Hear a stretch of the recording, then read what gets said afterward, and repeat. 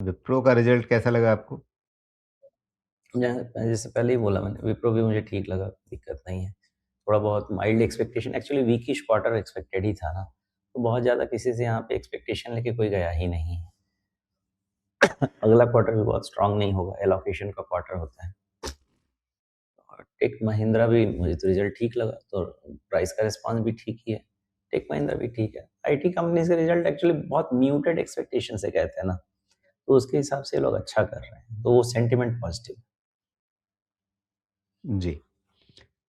तो विप्रो में कौन से स्तर ध्यान रखेंगे? ये भी कुछ हद तक अगर आप देखें, तो जो इसने जून-जुलाई के आसपास जहाँ पर ये अटका था, जो रेजिस्टेंस ज़ोन बना था, नतीजों से पहले हमने बिल्कुल उन्हीं स्तरों के आसपास पहुँचते हुए देखा। अगर ये रेजिस्टेंस ज़ोन पार हो जाता है, फिर आप विप्रो को किस ट्रैजेक्टरी में देखेंगे? उल्टा देखिए, जैसे हम आईटी देख रहे हैं, 260 के नीचे क्लोज नहीं हुई विप्रो, सब पॉजिटिव, सब कुछ ठीक ठाक।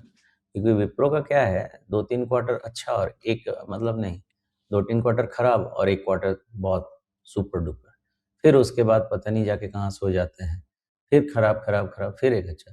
तो थोड़ा इसमें विश्वास नाम की जो चीज़ है उसकी कमी हो जाती है।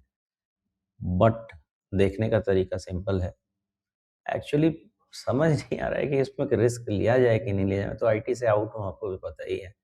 बट अगर सिर्फ प्राइस को देखा जाए आँख बंद करके, तो लगता तो यही है कि यहाँ से चीज़ें अच्छी होनी चाहिए। अंदर पर विप्रो में भी 260 के नीचे जब तक नहीं जाता, चीज़ें ठीक होनी चाहिए। मेरी मजबूरी ये है कि मेरा इन्वेस्टमेंट पोर्टफोलियो होता है, मुझे सीएजीआर बनाना होता है। मुझे ईयर एंड में ये रिपोर्ट तो देना नहीं है कि मैंने 1000 कॉल दिए, उसमें से 800 का सही गए कि 700 सही गए कि 900 सही गए और बाकी आप अपना देख लीजिए। हमें तो पैसा बना के देना होता है, हमारा लाइसेंस वैसा है। तो इसलिए हम कर नहीं पाते हैं इन सब चीज़ों को, अदरवाइज़ ट्रेड वगैरह तो लेके आगे बैठा जा सकता था। जी। यहाँ पे विप्रो के चार्ट में अगर हम एक रेजिस्टेंस लगाएँ इसके 325 के टॉप से, जो ये गिरा था सीधे सवा 200 के आसपास तक। तो अभी लगातार जो रेजिस्टेंस बनता रहा है वो 38.2% के थोड़ा आगे जाकर के बनता रहा है। 50% पार करना इसके लिए मुश्किल होता रहा है। तो अगर इस बार ये 275 के ऊपर निकलता है, तो आप इस चार्ट के आधार पे कहाँ तक की संभावनाएँ देख पाते हैं? नहीं, उतना जाने की ज़रूरत ही नहीं है। 260 के नीचे नहीं बंद होता है तो 275 निकलना तय बात है, कुछ नहीं होगा। बिकॉज़ अब मेरी किताब ही उल्टे साइड से लिखी जाती है। तो मैं हाँ, हाँ, इसमें ज़रूरत ही नहीं है 275 का, कि फिर जाके हाँ, लटक लेकिन जाएँगे रिलायंस और एचडीएफसी बैंक। ऊपर कहीं नज़र तो रखनी पड़ेगी ना?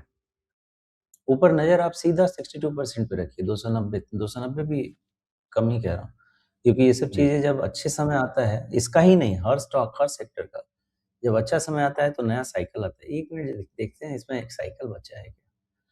आईटी में साइकल्स तो बचे हैं राजीव जी, बचे हैं। साइकिल काफ़ी बचा हुआ है।